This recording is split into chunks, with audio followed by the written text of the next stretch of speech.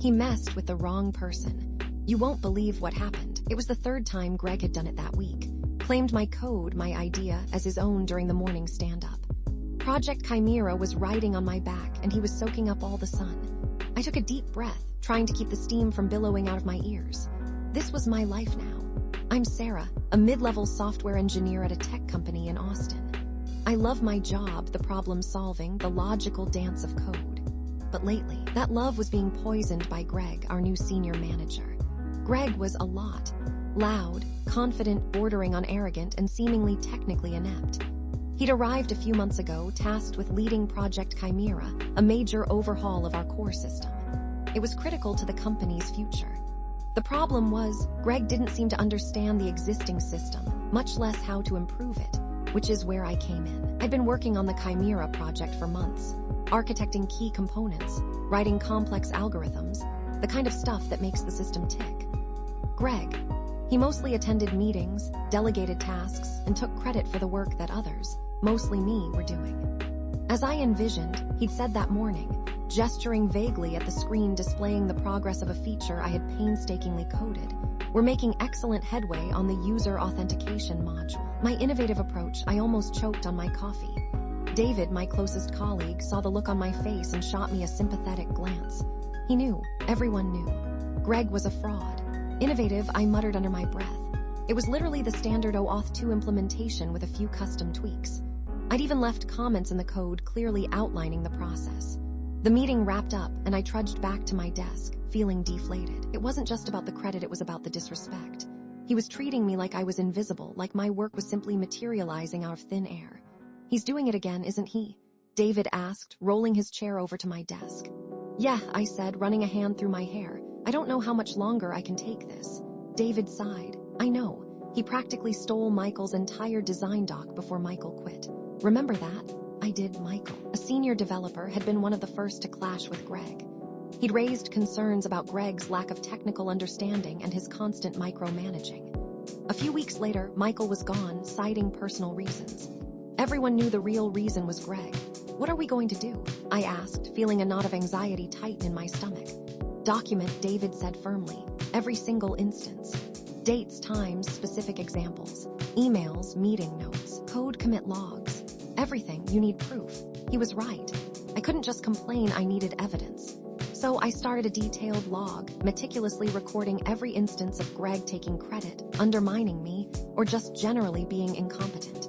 It was tedious, but it made me feel like I was doing something, even if it was just gathering ammunition.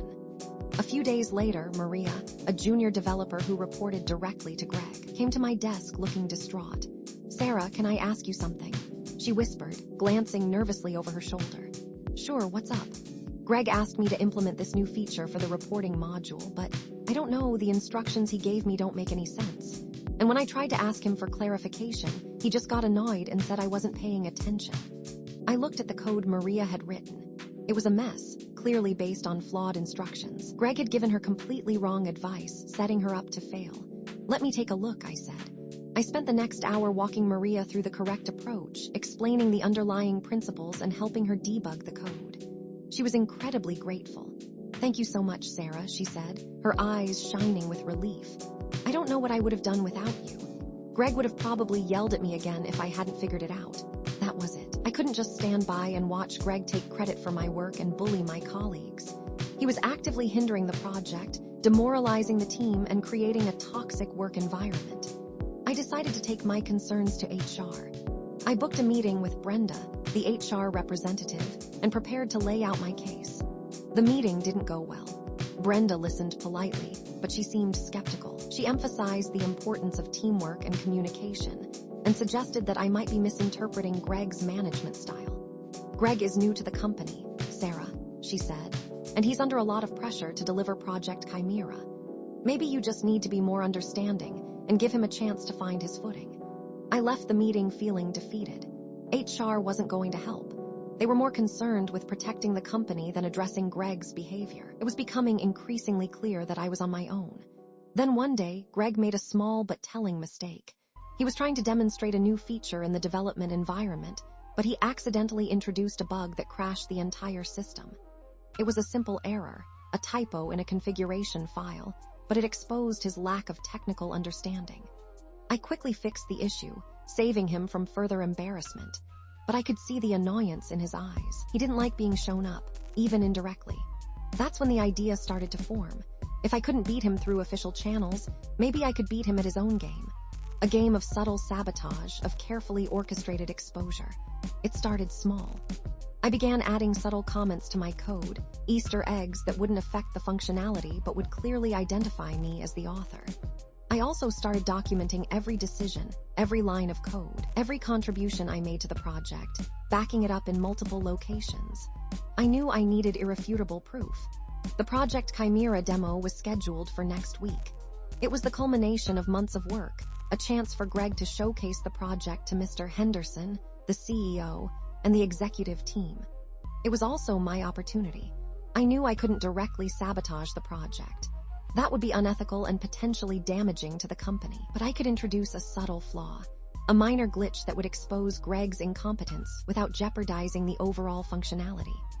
I focused on the user authentication module, the same module Greg had claimed as his innovative approach. I found a vulnerability, a specific sequence of actions that would trigger a minor but noticeable performance issue. Then, I added a small piece of code that would display a subtle watermark on the screen when the glitch was triggered. The watermark simply said, "Property of Sarah J." It was risky, I knew, but the payoff could be huge. If Greg couldn't explain the glitch, if he couldn't understand the underlying code, he would be exposed as a fraud. The day of the demo arrived. The conference room was packed with executives, project managers, and developers.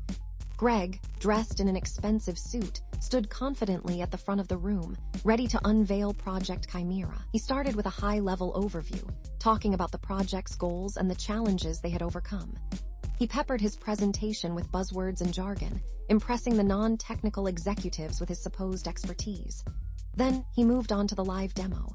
He navigated through the application, showcasing the key features and highlighting the improvements they had made.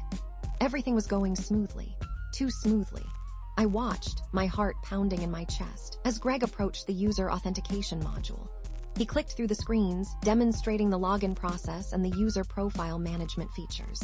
This was it, the moment of truth. He entered a specific set of credentials, the ones I had programmed to trigger the glitch. And there it was.